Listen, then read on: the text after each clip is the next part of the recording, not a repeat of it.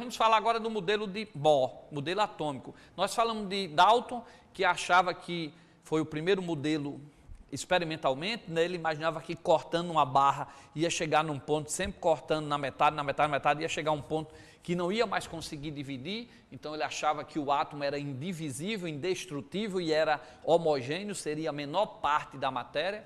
Aí veio o Thomson, viu que dentro do átomo existia cargas negativas, elétrons, e o átomo ainda era homogêneo e era uma concentração lá de carga positiva e os elétrons incrustados lá dentro, neutralizando a matéria, já que a matéria era neutra. Mas dentro do átomo existia cargas elétricas e a menor carga não seria mais o átomo, a menor coisa da natureza não seria o átomo, e sim os elétrons lá dentro. E dessa forma criou aí o modelo atômico dele, conhecido como pudim de passas. O pudim seria a carga positiva e as passazinhas, né?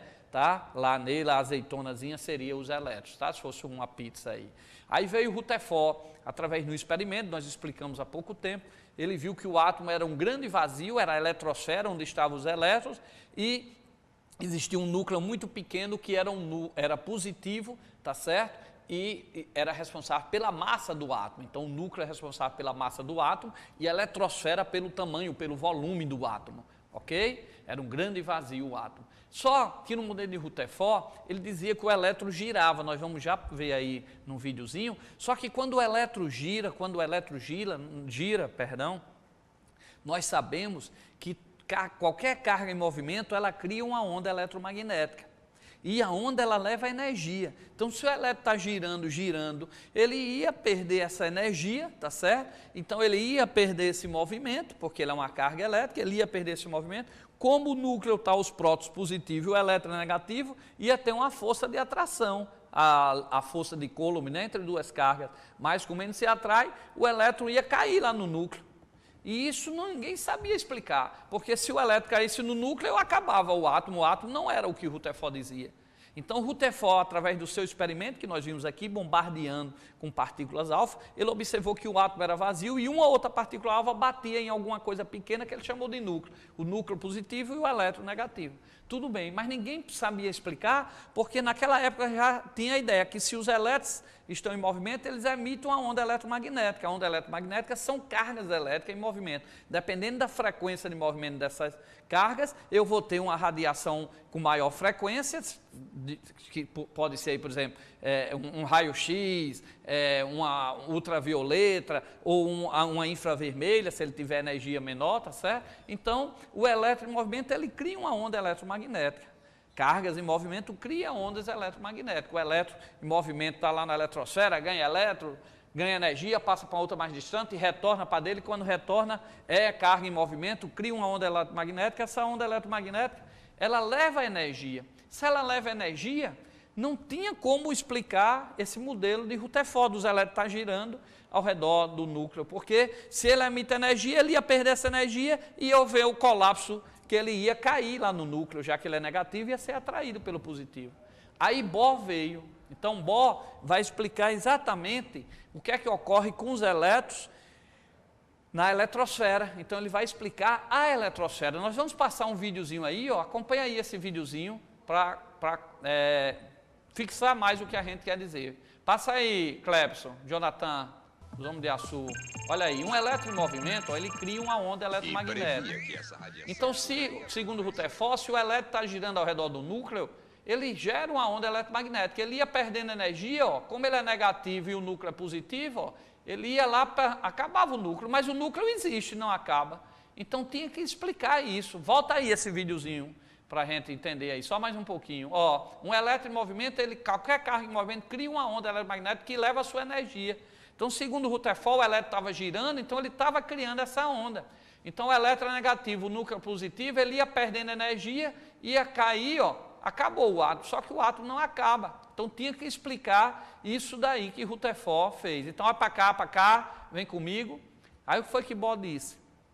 Que, na verdade, o elétron que está circulando, ele está num local específico, diferente, onde ele não emite aquela onda eletromagnética. Esse local ele chamou de camada, de nível de energia. Então, os elétrons ao redor do núcleo, né, lá no átomo, ele está em órbitas específicas, ou seja, em camadas, em níveis de energia, onde ali, por si só, ele não emite nem absorve energia. Porque se eu pegar um elétron aqui, ele vai absorver energia, tá? Você tem uma onda lá de 96 FM, tem uma carga lá em movimento que emite aquela onda eletromagnética. 98 já é uma frequência diferente, já emite outra onda eletromagnética, tá certo? Então o que é que acontece? A onda eletromagnética são cargas em movimento. Então o elétron lá no núcleo, Bohr, criou esse postulado em que ele estaria num local específico, que ele chamou de camadas, níveis de energia, camadas ou níveis de energia, onde lá, por si só, ele não ganha nem recebe energia. Agora, se vier um agente externo, com energia, bater nesse elétron, aí arranca ele e pode levar para uma outra camada, tá certo? Aí é o que a gente vai falar também aqui agora, que é bem interessante. Mas antes disso, vamos para a questãozinha aí, acompanha aí. Algumas correções feitas por Bohr ao átomo do Rutherford refere-se a... Então, exatamente, Bohr falou na letra B, na parte de quantização de energia, que para Bohr os elétrons estavam em níveis de energia discretos, tá certo? Quantizados. Então, olha para cá, seria aí a letra B. Então, o que foi que Bohr contribuiu? Contribuiu no estudo da eletrosfera. E Bohr disse o seguinte, que nas camadas, existiam as camadas, e nessa camada o elétron girava e não ganhava nem perdia energia. Mas se por acaso viesse uma radiação, a radiação a gente sabe que ela traz fótons. A radiação, ondas eletromagnéticas, ora ela se comporta como partícula, quando ela interage com os fótons, e ora ela se comporta como onda, quando sofre, por exemplo, difração. Difração, você lembra, é a propriedade de contornar o obstáculo. Quando eu falo numa sala e alguém escuta lá no quarto da sala, é porque ocorreu a difração do som pelas fendas, pela porta e chegou lá na sala, tá certo? A luz ela tem fótons. Ora ela se comporta como partícula, quando ela bate e arranca um elétron, como do efeito fotoelétrico, e ora ela se comporta como onda quando ela sofre difração, por exemplo, em laboratório, quando ela passa por fendas pequenas, né, que para ocorrer a difração, o comprimento de onda da luz é pequeno, então a fenda tem que ser proporcional ao seu tamanho, tá certo? Então por isso que um rádio na sala, ele contorna todos aqueles obstáculos e você escuta, se tiver muito forte o volume, você escuta na sala, no outro quarto, na cozinha. Já uma luz na sala não ilumina toda, porque a fenda das portas é bem maior do que o comprimento da luz, então ela não consegue sofrer difração. É por isso que Newton achava que a luz na época dele, Isaac Newton, dos grandes físicos, embora hoje as leis dele não são mais válidas, o universo dele foi substituído pelo de Albert Einstein, mas Newton achava que a luz era formada por corpúsculo, era partícula, porque ela não sofria difração. Só depois, em Jung e outros cientistas conseguiram, em fendas muito pequenas, em laboratório, conseguiu a difração da luz, a luz contornar o obstáculo, e com isso ela passou a ser... onda. Então, com Einstein veio o efeito fotoelétrico, em que a luz, a radiação arranca um elétron no metal, se comportando como partícula e sofrendo difração em outra situação, se comportando como ondas. Então, a luz, a radiação, elas são dual, ora se comporta como partícula, ora se comporta como onda. Então, o que é que acontece? Bohr viu que os elétrons lá nas suas camadas, ele não ganhava nem perdia energia.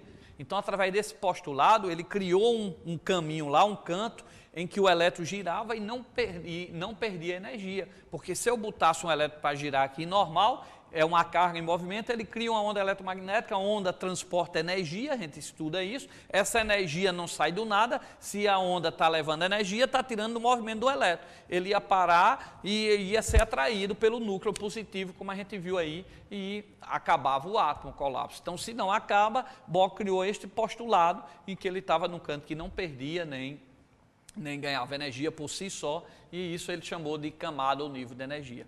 Mas acontece que de uma camada para outra há uma diferença de energia. E se vier uma onda, uma radiação, trazendo fótons, lógico, e bater nesse elétron que está no átomo, e esse elétron, esse fóton, tiver uma energia que corresponda à diferença de energia entre essa camada e a outra, então esse elétron pula para a camada seguinte. Ou seja, um elétron lá na camada, no nível de energia, ele não ganha nem perde energia. Mas se vier uma energia externa bater nele, e essa energia externa for igual à energia da outra camada, ou seja, a diferença da energia das duas camadas, ele pula para outra camada. Só que o elétron, quando pula para outra camada, ele não fica lá.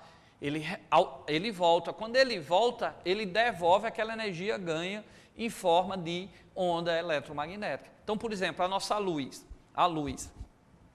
tem lá um gás, o gás tem seus elétrons, né? O que é que acontece? Uma fluorescente, tem lá os elétrons na eletrosfera, ele ganha energia elétrica. O elétron, quando ganha energia elétrica, ele pula para a camada mais distante. Ao mesmo tempo, ele volta. Quando ele volta, ele emite a luz. Aí vem aquela luz. Tá certo? Então é a dança quântica, os elétrons. Aí ganha energia elétrica, pula para a camada mais distante e volta, emite a luz. Então Bohr também criou essa outra lei em que se um elétron que está na eletrosfera ganhar uma energia externa, ele pula para a camada mais distante, passando a um estado chamado excitado ou estado ativado. Então quando um elétron ganha energia, ele pula para a camada mais distante. Olha aí na figura, ó. Tá aí o elétrozinho aí, ó. Na sua camada, no seu nível de energia, nem perde nem ganha energia por si só. Mas se ele ganhar uma energia externa, de uma onda eletromagnética que vem, ou de uma radiação, né, ele ganha essa energia, então ele pula para a camada mais na frente. Tá certo? Agora ele só pula se essa energia que ele ganhou for exatamente a diferença entre E2 menos E1. Tá certo? Então, por exemplo, vamos supor que E1 seja 10 eletrovolts, E2 seja 2, 10 menos 2, 8. Aí se vem um fóton aqui com 8 eletrovolts, aí como exatamente essa camada era 2 eletrovolts, essa aqui era 10, como a diferença entre E2 e E1 é 8, 10 menos 2 é 8, e como esse fóton foi com energia de 8, ele ganha e pula para a camada mais para frente. Tá? Passando a um estado ativado ou excitado. Então, eu digo que um elétron está no seu estado excitado ou ativado quando ele ganhou energia e pulou para a camada mais distante, ou seja, quando ele está fora da sua camada de origem. Agora, com o passar do tempo, esse elétron retorna, tá, para a sua camada. Quando ele retorna para a camada anterior, aí ele devolve essa energia em forma de onda eletromagnética. Então, é exatamente isso que ocorre com a luz, ok? Ele ganha energia, pula a camada mais distante, ele volta, quando volta, ele manda uma luz. E isso aí caracteriza cada átomo, tá certo? É exatamente, ó, para cá, o átomo de hidrogênio, cada camada tem sua energia. Quando ele ganha energia, o átomo de hidrogênio, vem uma fonte, uma radiação, mete energia no átomo de hidrogênio. E essa energia corresponde à diferença entre as camadas, o elétron ganhou energia, pula para a camada mais distante. Mas ele volta, e quando ele volta, ele manda uma radiação. E aquela radiação é característica do hidrogênio. Se eu pegar um átomo de sódio, a diferença entre uma camada e outra já é diferente. Então, quando ele ganha energia, já é uma energia diferente que ele ganha, quando ele volta, já emite outra radiação. E nós vamos já ver aí no vídeo, que é exatamente por isso que eu sei, por exemplo, as outros planetas, as outras estrelas, quais são as substâncias que tem lá? Nós sabemos os elementos que tem lá devido à luz que chega dela. Eu passo num aparelho chamado espectrômetro e ele mostra lá quais são as energias, as camadas que existem.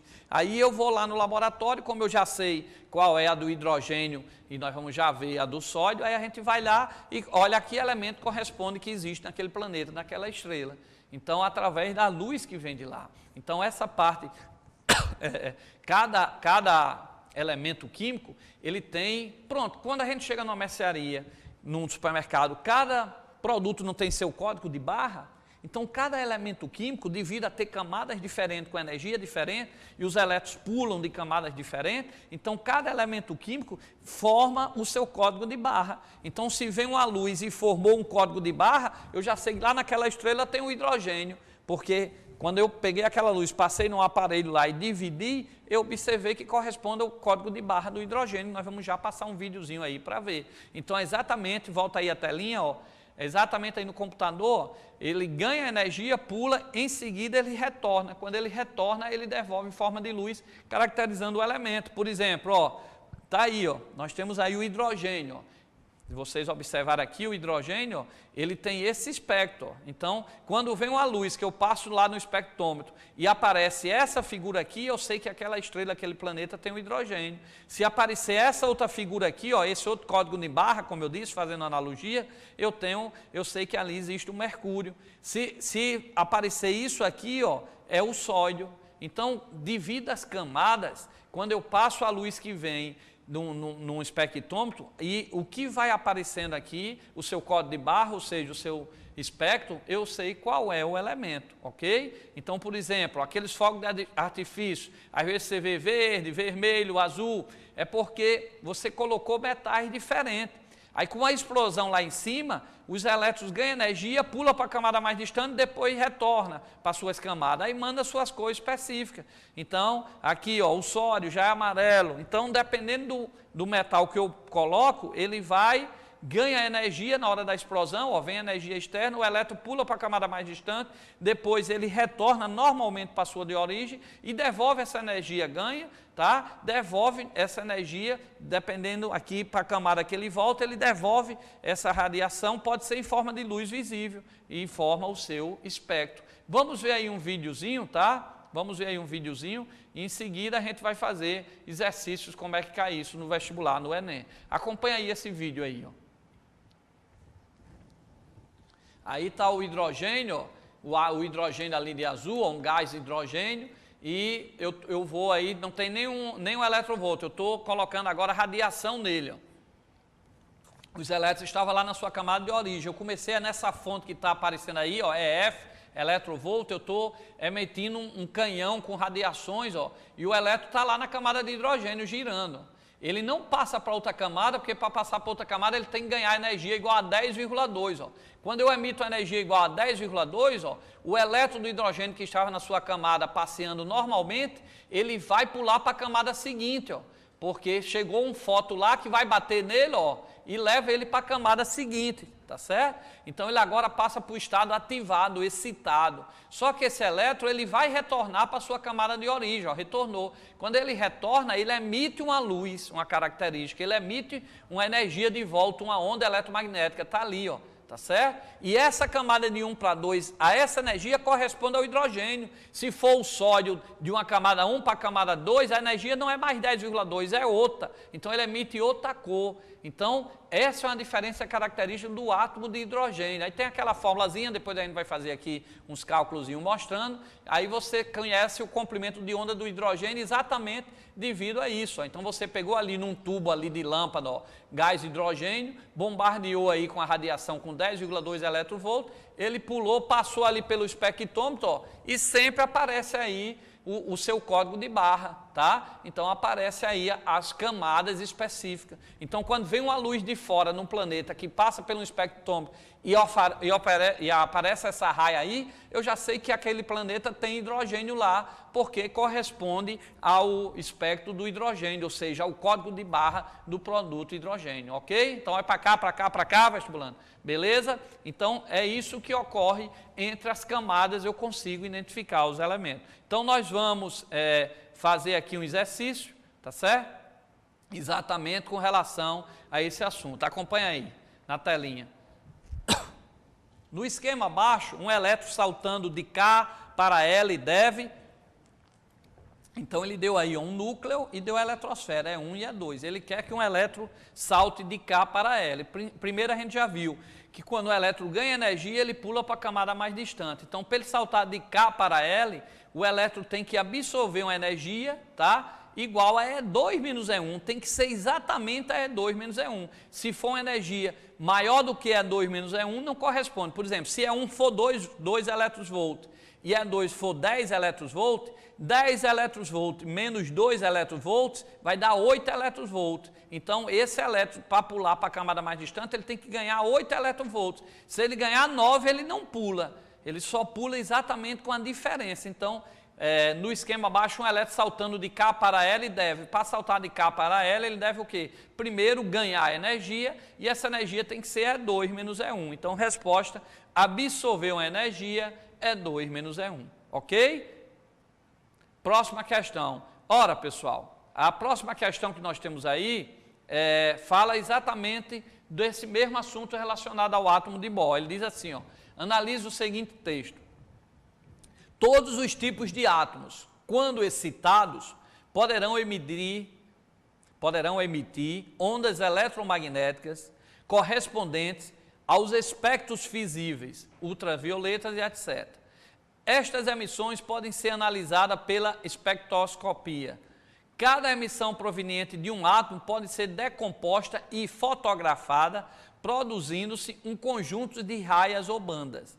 Cada tipo de átomo apresenta um conjunto de raias ou bandas característico. Cada tipo de átomo apresenta um conjunto característico de raia, ou seja, um espectro característico. Foi o que eu disse, aquele código de barra. Bota o último vídeo aí, só para reforçar aí, Clepson. Coloca aí, só para reforçar, para lembrar aí que, ó, tá aí o átomo de hidrogênio, o hidrogênio. Quando eu vou colocando, ó, tá aí uma lâmpada aí de hidrogênio, o gás de hidrogênio lá dentro, e tá aí uma fonte de energia. Vou botando 4,1, 6,2, 7,3, não acontece nada.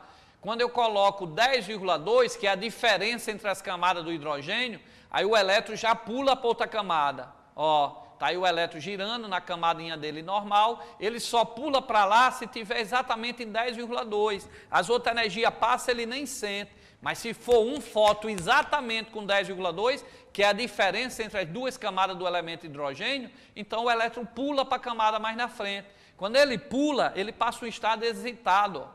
Aí ele retorna, mas para ele retornar, ele tem que devolver essa energia. Quando ele devolve em forma de onda visível, né? A gente vai ver aí qual é a frequência que ele vai emitir, e aí caracteriza exatamente o hidrogênio. Então, nenhum átomo mais vai ter essa diferença do elemento, como eu disse, de sódio de 1 para 2, a diferença já não é mais 10,2, é outro valor, e aí eu fico sabendo que aquela luz que veio, que foi emitida, foi do sódio. Se for igual a 10,2, ou em termos de energia, ou em termos de comprimento de onda, fazendo as contas aí, a gente vai ver aí que deu 122 nanômetros. Se for esse comprimento de onda, caracteriza o hidrogênio, aí aparece lá o hidrogênio na tela, ó. Se for o sódio, a figura já é outra. Então, cada elemento tem, como eu disse, como os produtos lá, tem seu próprio código de barra. Olha aí, ó, essa aí é pulando da segunda para a primeira, da terceira para a segunda, da terceira para a primeira, da quarta para a primeira. Então, ele forma aí o seu espectro característico de cada elemento. É devido a esses elétrons aí, pulando aí de uma camada para outra, ok? Então, vocês têm que lembrar que cada elemento divide as energias diferentes nas suas camadas, que cada elemento ganha elétron, ele pula para a camada mais distante, quando ele retorna, ele emite uma luz característica. Cada um tem a sua luz diferente, ou seja, tem o seu espectro diferente. Como nós vamos agora fazer novamente a leitura da questão, para a gente responder, tá certo? Então, olha, tem assim, ó, analise o seguinte texto. Todos os tipos de átomos, quando excitado, ou seja, uma fonte de energia, como estava no vídeo, poderão emitir ondas eletromagnéticas, correspondendo aos espectros visíveis ou não, né, ultravioleta, etc. Essas emissões podem ser analisadas pela espectroscopia, foi o que a gente acabou de explicar, tá certo? A espectroscopia, tá certo? Cada emissão proveniente de um átomo pode ser decomposta e fotografada, como nós vimos no vídeo, produzindo-se um conjunto de raias ou bandas. Cada tipo de átomo apresenta um conjunto de raias ou bandas. Repetindo aí, cada tipo de átomo apresenta um conjunto característico de raia. Então, o hidrogênio é uma, você viu lá no desenho, o sódio já é outra, ou seja, um espectro característico. Os testes 7 e 8 deverão ser respondidos em função do texto anterior. Então, está aí o 7, ó. O texto permite estabelecer que, letra A, átomos emitem energia mesmo quando não excitado, falso. O átomo só emite energia quando é ele excitado. E nós vimos lá no experimento que, além de ser excitado, tem que ser exatamente com a energia certa de uma camada para outra. Então, a letra A não podia. Letra B, é possível identificar os elementos constituindo do Sol? Sim, é só pegar, passar no espectrômetro e vai sair lá a foto, e aí você vai ver quais são os elementos que correspondem àquela foto. Então, correta a letra B. É possível identificar os elementos do Sol, de uma nebulosa, de uma galáxia, exatamente passando aí através dessa parte do espectrômetro, ok? Oitava, o texto anterior explica, aí vem letra A logo, ó, por que o sódio emite luz amarela, porque o sódio emite uma luz amarela característica quando ativado. Correto. O sódio emite uma luz amarela porque a diferença entre as suas camadas manda de volta uma onda que tem o comprimento da luz amarela. Por isso que você vê em alguns postos o sódio, ele emite a luz amarela. Se for outro tipo de gás, como as camadas são diferentes, já emite uma luz de outra cor, ok? Vai para cá, vestibulando, vem comigo. Tá? Então, ó, é muito importante a gente ter essa parte desses átomos na nossa mente, ok? O de Dalton, a matéria seria, o átomo seria a última parte elementar, não seria divisível. O de Thomson, que dividiu o átomo em elétrons, né, e a carga positiva, a massa positiva, uma espécie de um pudim, uma pizza com azeitona seria os elétrons e a massa seria a carga positiva, a matéria contínua, mas o átomo já era divisível, né, diferente de Dalton, que era indivisível. Vimos Rutherford, que o átomo era um vazio formado pela eletrosfera e um núcleo onde estava concentrada a massa, os prótons e o nêutron, bem pequenininho o núcleo, né? Tá certo? E vimos Bohr, que explicou nas camadas o que ocorria aí nas camadas com ganho diferente de energia, tá? Dá uma olhada aí na telinha. Nós vimos o modelo de Dalton, né? Para Dalton o átomo era indivisível, indestrutível, a matéria era contínua, compacta, maciça, né? Era uma bola de sinuca bem pequenininha, ou seja, segundo Dalton você ia cortando uma barra ao meio, ia cortando, ia chegar num ponto que você não conseguia mais cortar, era a menor parte da matéria, o átomo era a menor parte da matéria. Depois veio Thomson e disse que dentro do átomo existia partículas elétricas, não esqueça disso, elétricas, foi quem deu a noção de partículas elétricas dentro do átomo, então o átomo passou a ser dividido em elétrons e numa massa positiva, ok? A matéria seria homogênea, mas seria uma massa positiva com os elétrons incrustados, tipo como ele mesmo chamou um pudim de passas, o pudim com aquelas passas em cima, aquelas frutas, ou uma pizza com aquela azeitonazinha, a pizza, a massa seria positiva e a azeitona negativa. Aí depois veio o Rutherford, passa aí Rutherford, que disse que na verdade o átomo tem um núcleo onde estão os prótons e o nêutron e um grande vazio que é a eletrosfera, que é responsável pelo volume do átomo, onde estão os elétrons, ok? E no núcleo estão os prótons e o nêutron. O núcleo é bem pequenininho, mas é responsável pela massa, enquanto a eletrosfera é maior, é responsável pelo tamanho, pelo volume do átomo, ok? Ele fez esse experimento aí, lançando partículas alfa, né, que nada mais são do que partículas positivas, o núcleo hélio, em átomos de ouro, e aí elas passavam direto, e uma ou outra era que batia no núcleo, a maioria passava direta, sendo assim um grande vazio. Aí por último veio, para cá, veio o Bohr, que explicou como é que esses elétrons ficavam circulando ao redor da eletrosfera e não perdia energia, porque ele viu que existia uma camada, um nível de energia, onde o elétron lá girava e não ganhava nem perdia energia. Mas em compensação, se ele ganhasse ou perdesse energia, se ele ganhasse energia, ele pulava para a camada mais distante. Está aí na telinha, átomo mostrou então que a energia era quantizada e Bohr contribuiu aí com o modelo da eletrosfera. Ok, vestibulando?